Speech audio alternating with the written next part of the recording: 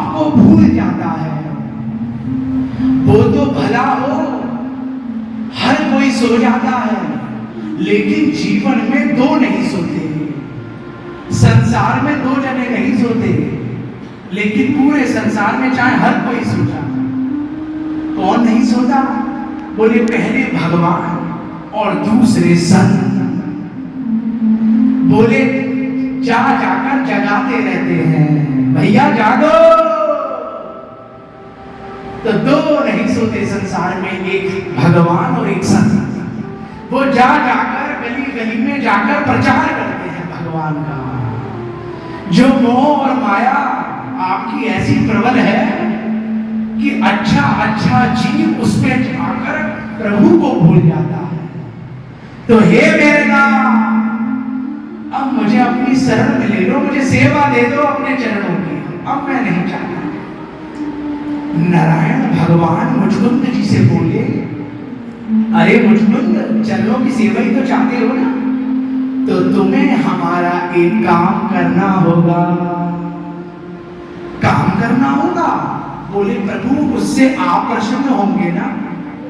क्योंकि जीवन में जो भी कोई कार्य होगा, कोई भी कर्म होगा, वो आपकी प्रसन्नता के लिए हो, आप खुश हो। तो हे मेरे नाथ, आप तो प्रसन्न होंगे? बोले हाँ, मुझे प्रसन्नता मिलेगी। तो कहिए नाथ, मेरे लिए क्या आज्ञा है? मुझ तुच्छ के लिए, मुचकुंद के लिए क्या आज्ञा है? मुचकुंद जी ने जब कहा, तब भगवान ने क्या कहा? बोले क्या कहा? बोले उस समय कहा, अरे तुम्हें अभी एक जन्म और लेना है मुचकुंद। एक जन्म और? बोले हाँ। बोले एक जन्म और लेना है। बोले जैसी आपकी आज्ञा, मैं आपको भूलूंगा तो नहीं ना? नहीं, तुम भूलोगे नहीं मुझे। बोले जब जब तुम मुझे याद करोगे, मैं तुम्हारे सामने आके खड़ा हो जा करूंगा। बोले अच्छा, तो क्या आज्ञा है मेरे नाथ मेरे लिए? बोले गुजरात भूमि पर अब पाखंड फैल रहा है, अब मनमाने सिद्धांत प्रकट हो रहे हैं। अब कोई शास्त्र अनुमत, ग्रंथ अनुमत से नहीं चल रहा। हर कोई अपना मन मुखी सिद्धांत प्रकट के चल रहा है। अरे पहले तो गुजरात में उस हुमायूं का राज्य था, उस यवन का। तो हुमायूं क्या करता था? वो जाकर ग्रंथों को, जाकर गैया को, ब्राह्मण को, शास्त्रों को, पुराणों को कष्ट पहुंचाता था। ध्यान किया है जयकुमारी जी ने। निकट आया है 1 वर्ष का अनुष्ठान, और उस समय आखिरी सोमवार बचा था।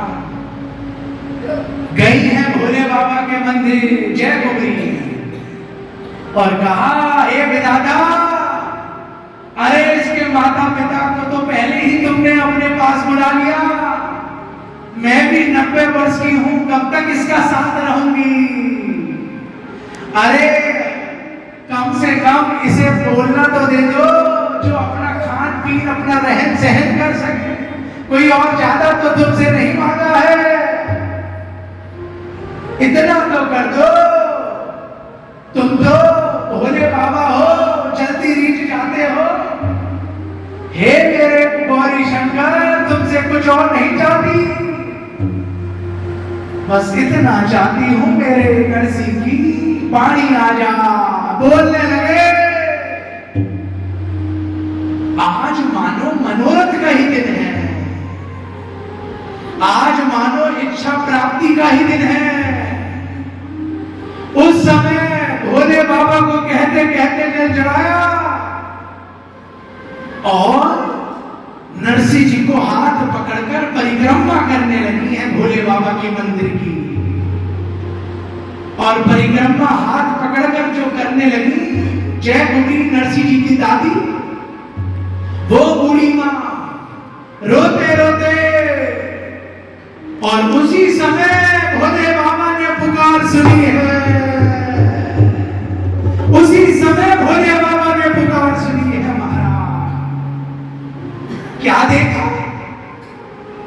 परिक्रमा करते हुए मंदिर की जटाजूटधारी कोई संत परिक्रमा मार्ग के बीचों बीच आकर विराजमान है। आकर देखा, बोले अरे महाराज आप कौन? चरणों में पड़ गई है, आकर पहचान नहीं पा रही, बोले कोई संत है और उनसे अपना दुख का रोना रोया है। अरे हे मेरे संत, हे मेरे साधु, हे महात्मा, मैं ज्यादा नहीं चाहती, अरे मैं कुछ नहीं चाहती इसके संसार में ये मिले ये मिले, बस मैं अपने पोते के लिए, नरसी के लिए इतना चाहती हूं, अपने पुत्र के लिए कि इसकी बाणी आ जाए। और ऐसे रो रो कर बिलख बिलख कर उनके चरण पकड़ लिए हैं। पता लगा अब वो जटाजूटधारी बोले हैं, बोले अरे देवी, अरे बूढ़ी मां, क्यों चिंता करती हो? बोले कैसे ना करूं, रोज अनुष्ठान करने आती हूं, कोई ऐसी कृपा हो जाती, मेरा नरसी बोल पड़ता, इतना कृपा हो जाती। बोले उस समय वही जटाजूटधारी ने उन्हीं नरसी को बुलाया है, बेटा इधर आ, और आकर अपने गोद में उठा लिया है इन्हीं भोले बाबा ने, और बिठाकर क्या कहा? बोलो बोल बेटा राधे कृष्णा, बोल बेटा राधा कृष्णा, बोल बेटा राधा कृष्णा। और गजब हो गया हमारा, वो नरसी जी जो जन्म चार गुंगे बहरे हैं, अरे जब बिठाया और दो बातें कही, बोल बेटा, उसी समय नरसी जी ने भुजा उठा के कहा राधा